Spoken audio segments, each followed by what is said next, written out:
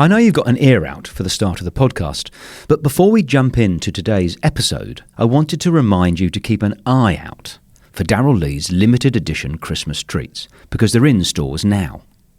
Like the iconic Christmas nougat pudding, so yummy and a gorgeous little gift. And some delicious Chrissy-themed twists on your favourite treats, like the Darryl Lee Rockley Road with chewy red and green jelly pieces, green and red crunchy milk chocolate balls, my favourites, and green apple and strawberry flavoured licorice. Watch them disappear. Your Christmas treats table will pop with colour and scrumptiousness. Spread some joy, bring the fun, and enjoy the Christmas tradition that is Darryl Lee. Hurry before they sell out. Darryl Lee makes Christmas better. You're listening to a DM podcast. Welcome to The Five of My Life with me, Nigel Marsh. As an author, adman and theologian, I've always been interested in people's stories. Not just those with a high profile, but people from all walks of life, regardless of fame. Which is why I created this show. Each guest who takes the 5 of My Life challenge chooses a favourite film, book, song, place and possession. They tell me their choices in advance so I can research them, but they don't tell me why they've chosen them. That's the subject of our conversation. It's amazing what you can learn when discussing someone's 5 choices. I hope you enjoy listening to the show as much as I enjoy making it.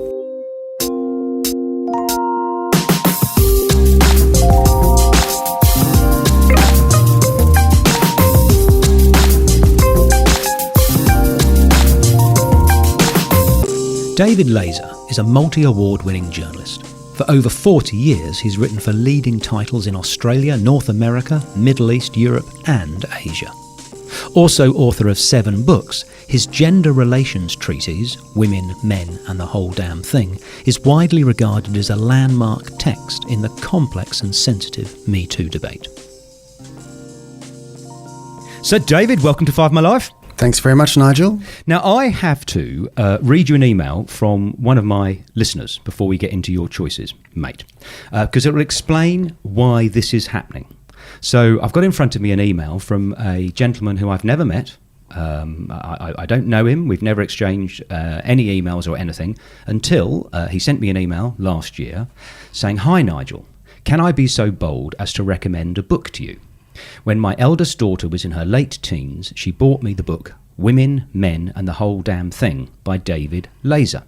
I read it every few years. I think it should be mandatory reading for every Australian male, if not every male on the planet. He's also my answer to question 6. Now, question 6 is when I ask my guests who else they'd like to hear on 5 of My Life. So on 5 of My Life, we have a lovely, growing, engaged audience that I take really seriously. So this guy, Nicholas Shorter, who I don't know, I mean, I now do a little bit because I emailed back to him. If someone writes to me and says that, and they're a 5 of My Life listener, I go, well, yeah, I will. So I went out and got it, and I read it, and it's brilliant. I'm sure you know that. You must have had oodles of responses. And then I thought, well, hold on, maybe I should get him on. So that's why this is happening. Well, that's very nice to know. Thank you, Mr. Shorter. Yeah, thank you, Nicholas. Okay, now on your choices, we are going through a journey through the 19th, 20th and 21st century. Sometimes people pick choices all from 1993. You go, yeah, okay. So that was your best year. So you've gone over the centuries. And we always start with the film. And your film is the 1983 ensemble star vehicle classic, The Big Chill. Could you tell us why you've chosen that on 5 of My Life? Well, I've seen it 9 times. Right? Now, do you know it's 9, or is that an approximation? That's an approximation. Right. It's at least 9 times. I mean, it's pure nostalgia on my part. I mean, I saw that film, I think it came out in the early 80s, and I was around 27. And basically, it's the story of college kids who have gone their own way after college, and then they've come back together for a funeral. And they've kind of been part of the 60s counterculture. And, you know, they were all living together and shagging each other, and then they went off and got married, and then they came back for a weekend. And you've got a young Kevin Kline, a young Jeff Goldblum, a young William Hurt, a young Glenn Close. I mean, all of these incredible actors. And the film opens with Marvin Gaye's Heard It Through the Grapevine. It's the most incredible soundtrack. It's fantastic dialogue. And it just appealed to all those sensibilities in me which are kind of slightly nostalgic for that time in my life when I was growing up with my clan. And, we travelled together and we did things together and we exchanged partners, after, a sort of, with all the courtesies intact, I might add. And that was a sort of celebratory time in our lives. And then we all went off and got married or, had partners, had children. And so that film, the score to that film, the acting in that film, the dialogue in that film, I just love it. And it's a little cheesy now when you look at it in hindsight. It's a little dated, but I still love it. So are you still in touch with your uni friends, the same gang? Some of them. Right. Yeah, and these were actually friends, a couple of them from school, a couple of them I met when I was 15, 16, but we were all part of this group of people who, we loved the same music, we got stoned together, we took mushrooms together, we, went to Byron Bay together, and we were part of this, sort of thumbing our nose at the establishment and being, privileged countercultural hippies. Privileged counterculture, I love it. There's a wonderful scene in the film. I mean, the film is fabulous. I agree, it's a little bit dated now. You've got to view it through the eyes of when it was made. But the scene where whoever the guy is gets brought back by the cops, and then I love Kevin Kline, but Kevin Kline sort of sweet talks the cops out of doing a proper arrest. Yeah, William Hurt is brought back by the cops. Yeah. And then Hurt gives Kline a serve saying, "Oh God, you've sold out, man," blah blah blah. But then the little rant that Kline does back to Hurt, I think, is inspired writing. Yeah, I mean, he says, "Listen, I'm dug in here. Yeah, this is my life." And he'd made something. In the film, he's married to the Glenn Close character, and he's an establishment figure, and he's made a shitload of money. And Hurt is still this kind of, I mean, he's had his balls shot out in Vietnam. He's kind of drug fueled and angry, and it's an amazing performance by William Hurt. Yeah. And he basically thinks that his mate has sold out, and his mate who he loves has sold out. So there's all of those tensions in the film as well about, who stayed the course and who didn't. So if you had to, and hopefully they won't be offended depending on your answer, if you had to position yourself amongst your uni mates, are you the successful one, or are you the dropout, or are you just Joe Blow?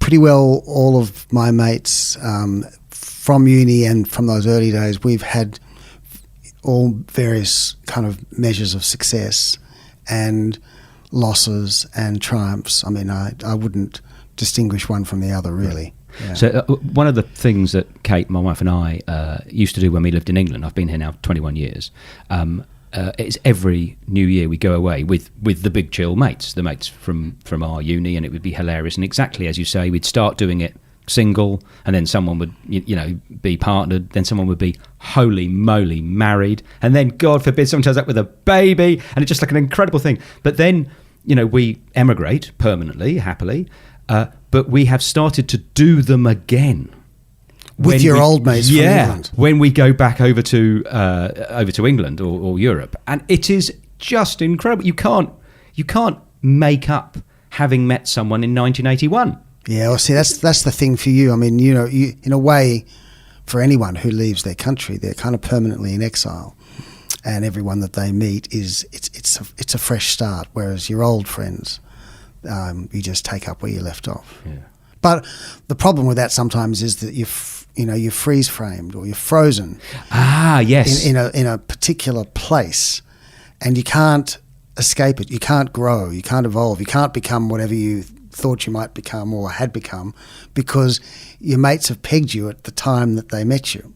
That's such an interesting comment. I see, especially in some of the more idiotic upper class part of UK. You get someone who you'd meet them now, and they're a 55-year-old, extraordinarily senior, wealthy, banker or politician. and their mate turns up and goes, hello, Spanker. Because he's still got the nickname that he was given at Eton when he was 8 or whatever. See, only the Tories would come up with a term like "hello spanker."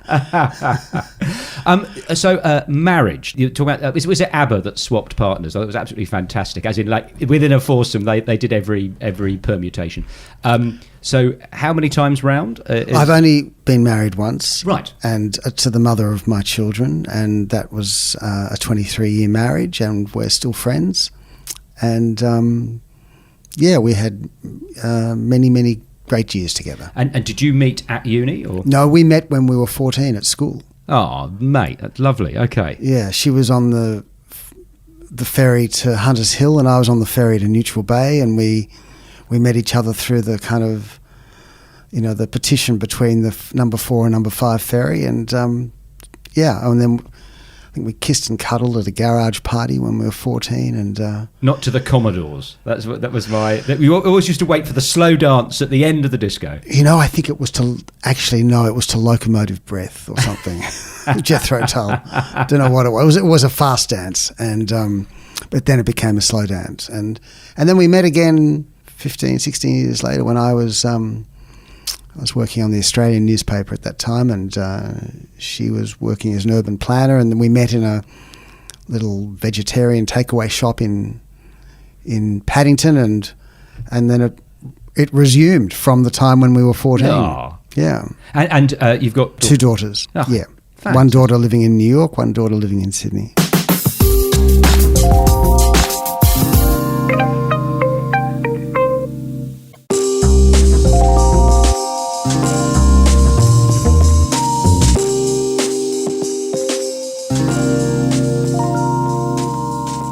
So we're going to go for your second choice back in time to the 19th century. And I have a bone to pick with you, mate, because when I was telling everyone that you have picked Les Miserables, Victor Hugo's amazing book, it hadn't arrived yet. Whenever my guests choose the book, I immediately order it on Book Depository, and then I haven't got to worry about it because it just appears, when it appears, I start reading.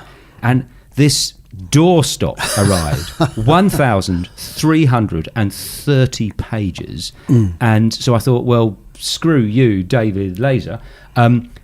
It's a masterpiece. I actually think, I think it's changed me as a human being. I mean, I'm not joking. The first 50 pages about the lovely Bishop Myrrell, I thought, this is astonishing, and it never let up. So initially, I was going to tell you, oi, mate, choose a smaller book. Now I'm going, thank you for choosing Les Miserables, 1862, Victor Hugo. Tell us why you did. Well, I wanted you to sing for your supper. No, I mean, it's interesting because, you have a theological background, and so I would imagine, not that I picked it for this reason, of course, that you would have found some very, very interesting insights there into the church, into the clerics. And I had first gone to France when I was 20, and I had fallen in love with Paris. But I was, in a sort of callow youth kind of way. I didn't know why. It's just I found it the most romantic city I'd been in, and I still do. But Hugo's book, I just have to give you the context for it, because the mother of my children, my former wife, her name is Marin, and we went to a Greek island when she was pregnant with our first daughter, Jordan. And we took a suitcase each, but we also took a third suitcase full of the classics. Wow, okay. Because we thought, if there's ever going to be a time in our lives where we might read the classics like Tolstoy or Hugo and Dostoevsky and whatever, it'll be now. And because we'd taken a sabbatical. And so we took a suitcase full of all of these books, War and Peace and Crime and Punishment and Flaubert's Madame Bovary and whatever. But the one we both loved, and we lived in a little cottage on the side of a hill. Only a goat shepherd, was the closest person to us, and we read Les Miserables, and that's 34 years ago. So, I have not read it since. But I remember just being sideswiped by the elegance of it, the sweep of it, the depth of it in terms of understanding 19th century France and the French Revolution and the ways in which... I mean, this is the best book one could ever read about human misery, insights into social justice and human misery and the wretchedness of people's lives, wherever you happen to live. And it was set in France, but it could apply to any country. And the description of the sewers of Paris is one of the most extraordinary sections of the book. I still remember just being completely bowled over by that. You lift the lid of Paris and then you look down and you see the network of sewers. Just incredible. Yeah, incredible. Yeah. I mean, Victor Hugo is like, I think he might arguably be the greatest figure in French history. I mean, when he died in 1862, I think there were more than 2 million people who lined the streets of Paris for his funeral and the carrying of his body to the Pantheon. And he was a politician and an elder statesman, and he'd been in exile for 15 years for opposing Napoleon III. And he wrote about ending slavery. He wrote about universal suffrage. He wrote about the rights of the child and the rights of women. You know, he was as significant as Voltaire, and I just found the book... I mean, I've never seen the musical. I've never seen the movie. I've never heard the radio show about Les Mis. I mean, it's become part of the popular culture. But 34 years ago, that book landed in my heart, and I've never forgotten it. It absolutely floored me. So Victor Hugo, there's a Vietnamese religion, I'll probably pronounce it wrong, so deep apologies, Cao Daism, and one of their prophets is Victor Hugo. Is that right? Absolutely. So it was established in 1922, and they chose, alongside Muhammad and Jesus, Victor Hugo. They have incredibly colourful temples. But anyway, just to prove your point about what an amazing man Victor was. And Victor Hugo avenues all over France. Yeah. Probably in practically every major city and regional centre in France, there is a Victor Hugo, avenue to Victor Hugo. It's interesting you saying you haven't seen the musical or the film, because I've done it the other way round, and I wasn't, a big fan. It's a nice, story and Valjean and all that stuff. The book is entirely different to the musical and the film, because the book does the digressions. So over a quarter of the book are him talking about the Battle of Waterloo or the Paris sewers or the nature of evil or convents or the role of women or socialism. Nothing to do with the plot. It takes 15 chapters for each, right? Whereas the film, I mean, you know this from your career, that the Hollywood producer or the musical producer would say, right, what's the plot?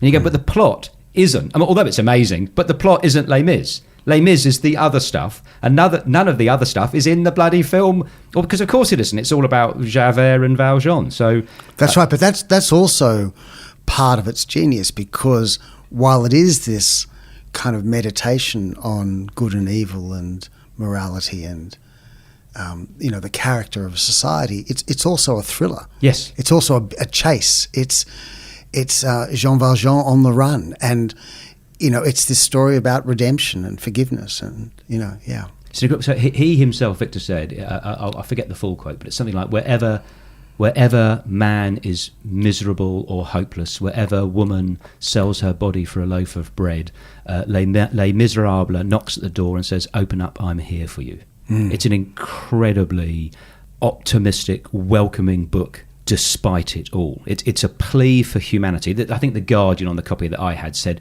the humanist masterpiece. And you go, yeah, I reckon it is, which makes me want to ask you, mate, your political journey. The whole book is a progress from evil to good, from injustice to justice. And it genuinely had an effect on me. It made me seriously examine, do I make enough effort? I mean, I try very hard to be a good dad and husband and all those things, and I don't break the law, and I pay my taxes, blah, blah, blah. But I put that book down and go, do I make enough effort for the world. So I'm going to turn it on to you. What is your political journey? Well, I think they're two, sorry if I may say, they're two different questions. Like, do I make enough effort? Have I tried to change the dial, move the dial on social, political issues? That's one thing. And another thing would be, where are my politics? And I'm more interested in the former. yeah, good. Because I think it's more interesting. Yeah. And, it's hard to kind of work out what shapes you because so many factors go into shaping who we are. But now talking to you and thinking, well, okay, so Les Mis was a book that landed in my life just as I was about to become a father. And it was a book about social justice. And I'd always cared about social justice. And partly because I'd come from fairly privileged background. It was for me, it was my way of balancing the ledger or expiating my own guilt about being privileged or, and of course I went into a profession that I felt like it was one where I wanted to try and change the world. I mean, I was that naive. And my first job, I was asked, why do I want to be a journalist? And I said, well, I want to make a difference. No, that's not why you're here. And I said, well, because I want to improve. He said, no, that's not why you're here. This is a news corporation, of course. He said, you're here, mate, to entertain. That's what journalists do. We're in the entertainment business. You're too idealistic for this kind of work. And that's what I got for the first few years in journalism. But I was always drawn to the social justice stories. And if I look back on some of the stories I've done, around asylum seekers or around fracking or around the Bali bombing or some of the profiles I've done, I think that there's some kind of moral flavour or ethical flavour to it. How should we act? What should we do? Those old Socratic questions of what makes for a better society. And that sounds, too holier than thou, but it is trying to work out what it is. I mean, I try and work out what it is I feel and think about something through the act of writing about it and researching the subject. And so I don't know whether I've moved the dial on anything. I mean, Pauline Hanson's still in Parliament. Alan Jones has had a major voice until recently. Both people I've talked about. We've still got asylum seekers locked up. We're still fracking. Climate change is still with us more than ever. So the things that I've tried to address as a journalist, you'd say, well, it's been abject failures. I mean, those, that's still happening. But, I think it's about the attempt rather than the result. And despite, the world it's like an oil tanker. It takes a long, long time to turn. I happen to be a long-range optimist, so bear with me here. I feel in the main, if you take a long arc of justice, so you compare a 7th century French peasant to a 2023 working class Toulouse factory worker, they've in the main got better health, education, life expectancy. Bloody hell, mate. Well, that's 900 years. We can't wait that long. But I think in the main, the human species, with lots of roadblocks and whatever else, gets round to sorting shit out. Are you a long-range optimist, or do you think we're going to hell in a handbasket? Yeah, I've heard you say that in other interviews that you've done. You seem you have an infectious enthusiasm, and you're a very ebullient man, and I love that optimism. Do I share it?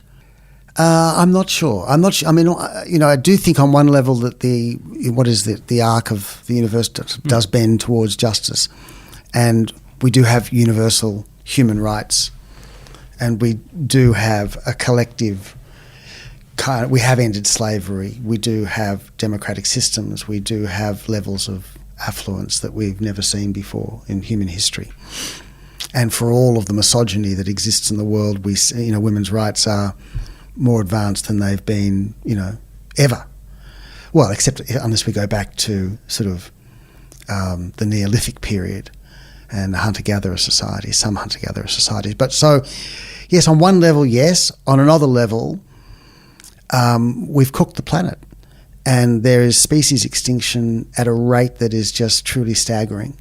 And there are extreme weather events happening right now, as we know, everywhere. Look at California, look at Pakistan last month or the month before. And we have a pandemic, and we have a challenge to the liberal post-World War II order that is placing fascism squarely, back in the mainframe. And we have disparities of wealth, and we have ice caps melting. So, I could build an argument that is a counter to yours, which is incredibly bleak and terrifying. And I think millions of people are living with that terror and the grief of what's happening to nature.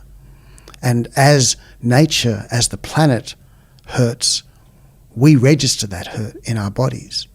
And I think people are hurting everywhere. So having said that, I try to remain, as Christiana Figueres, the woman who led the Paris climate talks, stubbornly optimistic. It's not optimism for the sake of it. It's almost like I'm willing myself to be optimistic. It's fascinating listening to you, David, because every now and then I get what I call a Thelma and Louise moment. So let's not jump off that cliff together. Well, no, but this is so. In a way, my attitude might stem from species arrogance, where it's not an option that we're actually going to go poof, and then for the next 2 trillion years we don't exist. You go, no, it's absolutely an option. It's completely an option that we are, like Thelma and Louise, in the car heading towards the cliff.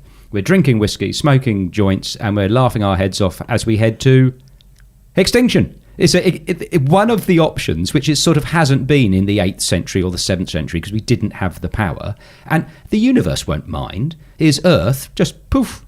There is no more. We literally are wiped out completely. Well, I think Earth will still be here. But not us on it. But we may render it uninhabitable. I mean, we've got about 5 to 7 years to turn climate change around. And then, you've seen the footage from California. The sides of mountains and roads just being swept away. The most catastrophic floods in California in history, after having had the most catastrophic fires in California in history. And we've had those kinds of fires in 2019-20. We are on a hiding to nothing if we don't do something in the next 7 years. And I just, this is where I become, rather than a so-called objective journalist, I become a sort of an activist journalist. This is where I don't have time to tolerate the bullshit of climate deniers, climate change deniers. They're not morally equal. It's like, why would you spend your time talking to Nazis when you could talk to, it's good to understand the thinking of the Nazi regime, but they're not morally equal to the victims of the Holocaust or the victims of the Nazi regime. So don't give the same airtime to climate change denialists as you do to 99% of the climate scientists who also are terrified about what we've done to the planet. So I think we've got to move rapidly and put the sword to the fossil fuel industry as quickly as we can. And of course, it's more complicated than we would want it to be, but and then there is just equal and opposite to that are all the random acts of kindness and love and charity and goodness that people display every single day. That's happening at the same time as we are seeing this great menace to the planet that we're on. So that is a great link to change the tone slightly and go to your third choice, David. We are going hurtling into the 21st century. Long may it last, hopefully. You've chosen Hallelujah. Now, I'm conflicted by this choice. Leonard Cohen's 1984 classic that has been covered, probably 500,000 times, but over 300 times, published, released, proper. It's almost as many times as Yesterday, the most covered song in the world. And you've chosen the K.D. Lang version from Hymns of the 49th Parallel album. It's a fantastic version. It's a cold and it's a broken hallelujah. Hallelujah. Not as popular as Jeff Buckley's, but it is a wonderful, wonderful version. Tell us about why you have chosen that. Well, tell me first why you're conflicted. Because I've just had the snot beaten out of it. It's too good. So, have you heard the Bob Dylan version? Well, Hilarious. Yeah, I have heard the Bob Dylan It's version. like Robbie Williams' Angels or Stairway to Heaven or something in My Little Life, where you go, it's so good and so brilliant. I mean, even at our school fair, the bloke sitting there, he's either going to play Wonderwall or he's going to play fucking Hallelujah. Okay. Not very well. So I love it, but it's been done to death. So you're abusing my choice, basically. I am, which I say I don't do on Five My Life. So I need to put my manners back in. I think it's really intemperate of you, Nigel. Look, I love the song. I love the lyrics. I love the melody. I love the minor fall to the major lift. I love the story of the song. I love Leonard Cohen. And, of course, this song has been absolutely... What was your term? Well, it's had the snot beaten out of it. Right, okay. Yeah. There's possibly a spanker in there as well. But let's just think about this for a second. This is a song that took 7 years to write. It is a song that is both sacred and profane.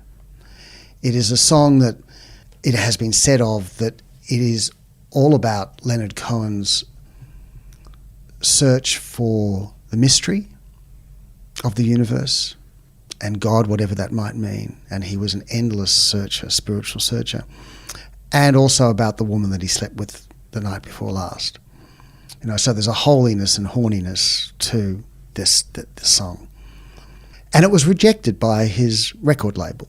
In 1984, it was on the album Various Positions, and, the head of Columbia Records said, Leonard, we know you're great, we just don't know whether you're any good.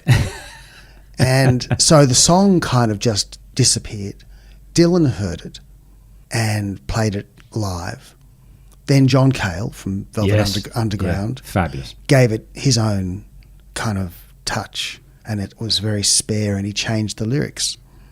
Leonard Cohen wrote 150 verses. I mean, no one ever actually really knows what the verses to this song are.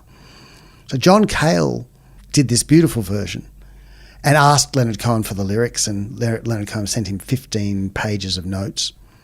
And then Jeff Buckley got hold of it and turned it into another version, which was sublime. And it's on the only album that Jeff Buckley, only completed album that he ever did, Grace. And Jeff Buckley inspired people like Tom York and Chris Martin, and then Shrek brought it into the public consciousness with John Cale's version in the film and Rufus Wainwright's version on the album. And what I like about it is that, Leonard Cohen said about, Hallelujah, which was, it does mean praise to the Lord, or praise be God, and that you can raise a fist to the world, or you can say hallelujah. And people have been saying hallelujah for thousands of years. And he brought the term hallelujah down from the celestial heights into this, onto secular ground, where people started singing this song all over the world, as you say, and it has been done to death, right? If I hear another version on Idol or The Voice or whatever, I'll garrote someone. I agree with you, but it's that has happened for a reason. Yeah, there are very few songs that have entered the collective consciousness of the world, where you could sing it at a funeral or at a wedding, or at a moment of grace. And also, I don't know what the song's about. Can you imagine being the woman? Can you imagine being the woman who half inspired it? Presumably she knows. She must be walking around going, wow, Leonard Cohen wrote that song the night after we got together. But, I think it might have been partly about Bathsheba, Well, this is what I want to ask you. So Cohen, Canadian and Jewish, and unless I've got my research grievously wrong, the same could be said of yourself. Born in Montreal, where Leonard Cohen's from. Yeah, and maybe not a practicing, but are you of the Jewish faith or Jewish heritage? Or Jewish heritage. Jewish heritage. Yeah. And do either of those two things inform you day to day as you're walking around, or is it just a historical note? Oh, well, the Canadian thing is just an accident of birth. Right. My parents happened to be there, and I was born in, they lived in Montreal for a few years, and that's where I was born, and my sister was born. I mean, I have been to Montreal once, and I don't know it, but I'd love to kind of get to know it better. But I feel this connection to Montreal and to Jewish Montreal because of my love for Leonard Cohen. Right. Because I discovered Leonard Cohen as an 11-year-old in 1967 when his first album came out. And, he was then 30 or something by that stage. He was Canada's most famous poet. But then he became a songwriter. And that first album, Songs of Leonard Cohen, with Suzanne on it and Sisters of Mercy and The Stranger Song and other songs like that, I just absolutely fell in love with that. And he came from a long line of rabbis and Talmudic scholars and people in the clothing industry, the schmutter business, and I kind of related to that. Do I feel Jewish? I feel Jewish culturally. I don't feel Jewish religiously, and I certainly don't feel Jewish politically in the sense of this sort of unambiguous support for Israel. But that we might come to that because that might go to another one of the five choices. Yes, I think maybe your fifth choice. Well, let's move on to your fourth choice. And although I know where this place is, many of our listeners might not. You've chosen Bondi Icebergs. Before you tell us why you've chosen it on 5 My Life, David, could you describe it? Well, it's just this kind of concrete pile on the edge of the Pacific. Bondi Icebergs it's a club, it's a gym, it's a pool, 50-metre pool, it's a cafe. It's kind of a zhuzhi restaurant at the top, which has these glorious views of the ocean. And it has this more kind of like RSL counter lunch restaurant below it. And then there's the gym and the cafe and the pool. And it just sits on the rocks there at the south end of Bondi. And, I wanted to say to you in this choice, and of course all these choices took ages to come to. I wanted to give you something exotic. Actually, really, when I think about it, it's the place I go nearly every day. It's where I ground myself. I go to the gym, I do some yoga on the platform there overlooking the sea. I swim laps, I have a coffee, and it's a fantastic cafe. And I've met people there, and, whatever community is to one, I feel it. I feel the social capital of that place because over the last 5, 6, 7 years, I've come to have a community there, and it's right on the edge of the Pacific, and I feel like it grounds my day, and I love the people who are there. I love the guy who runs the gym. He's a farmer from Kingaroy. It's just a place where everybody's welcome. And my daughters grew up in Byron Bay for much of their childhood, and that was the first place that I ever really came to understand the idea of community. I lived there for 12 years, and what it means to have all those wonderful threads that people in regional Australia understand often so much more than us in the city. When I left Byron, I missed that. And I've, not replicated it, but I've got something, perhaps a kind of pale facsimile of that at Bondi Icebergs. There's something that we forget at our peril, and that's exactly what you have just been talking about, is to be physically rooted in the things that you can walk to within 5 minutes. Do you know your neighbour? I make kind of weird. I smile at people that walk up and down my street when I pass them, especially older people, and I say good morning or good afternoon. And some of the older people, their faces light up because they've been sort of just acknowledged. The fact that the fact that you know the name of the person that runs the gym is brilliant. Yeah, his name's Ben Cush. Oh, well, Ben, good on you, mate. It is to have real connections, but also micro connections. So to say, I'm one of those people that says thank you when I get off the bus because I just do. I don't know, that's how I was brought up, shout it to the driver type thing. it's a real, I think, spiritual and emotional plus if you have that in your life, as well as all the other things. I've got a map of where I live on my wall. It's a painting from a friend. And it's really important to me that the local streets and park and people are on top of all the other things in my family in England and friends in America. So, Well, I think if we think about this, loneliness is possibly one of the greatest and saddest afflictions in the world. There are many, many, many lonely people. I don't mean alone, living singly, but actually lonely. yeah. And that idea that you can draw connection and intimacy and friendship from other sources rather than just your significant other, if you have one, is a beautiful idea, and it's an ancient idea, and it's what we're here for. We're social beings. So I totally agree with you. We're moving to the last and fifth choice on Five My Life. And I need to get this right because it's quite a long description. So, David Laser, you have chosen as your possession on Five My Life a Middle Eastern ring given to me by my younger daughter, Hannah, who bought it in East Jerusalem. Could you describe it and tell us why? Well, I'm showing it to you here, and it's kind of black crystal, just set in copper and brass, and it's a kind of vintage Middle Eastern ring, and I just love the look of it. But again, it's context. I took my daughters, Jordan and Hannah, to Jerusalem and the West Bank and to Israel for Christmas 3 years ago, and I have a degree in Middle East politics. I've been a Middle East, kind of reporter. I've spent years grappling with that unholy conflict and making friends on both sides. And I remember, when Jordan, my elder daughter, was, in 1994, when Rabin and Arafat were shaking hands on the White House lawn, and it looked like there was going to be peace. And I just burst into tears, and Jordan turned to her mother and said, "Mummy, why is Dad crying?" And she said, "Because they're making peace in the Middle East, And so for me, it was like this ongoing epic saga, but one of great sorrow and bloodshed and intractability.